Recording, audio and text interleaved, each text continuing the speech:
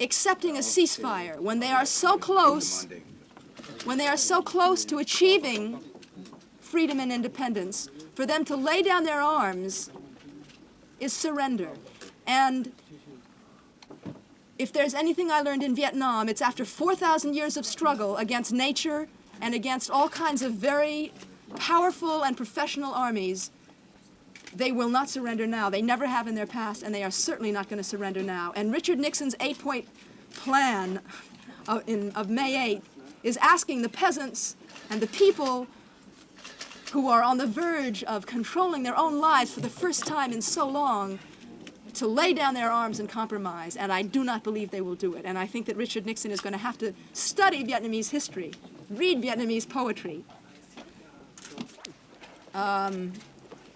In one way, very concerned that if Nixon remains president, they will remain in prison. Families have been killed by American bombs, as these peasants' families have.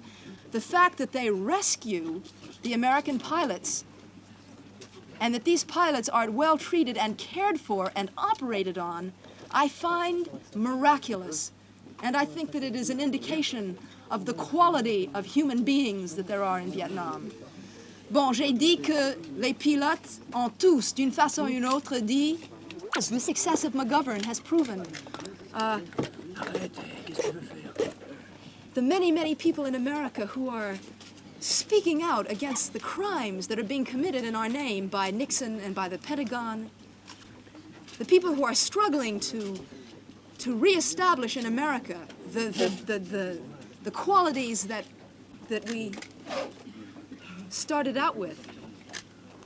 It is these people who are the real patriots. I lived in France for 7 years, and it was Vietnam, and it was the war in Vietnam who forced me to ask myself certain questions about America. And I went back to the United States because I wanted to fight there, in my country, because I care about my country. And I think that I shed many tears in Vietnam. I cried every day in Vietnam. It was never for the Vietnamese. It's impossible to cry for the Vietnamese. They sing, they dance, they create. Well, I'll talk about that in a second. I didn't cry for the Vietnamese, I cried for the Americans. Because although the bombs are falling on Vietnam, it's an American tragedy. The tragedy is ours, and it's going to take the American people many, many years to undo the damage and to wipe off the blight that has been put on our flag and our country by the likes of Mr. Nixon. And I believe that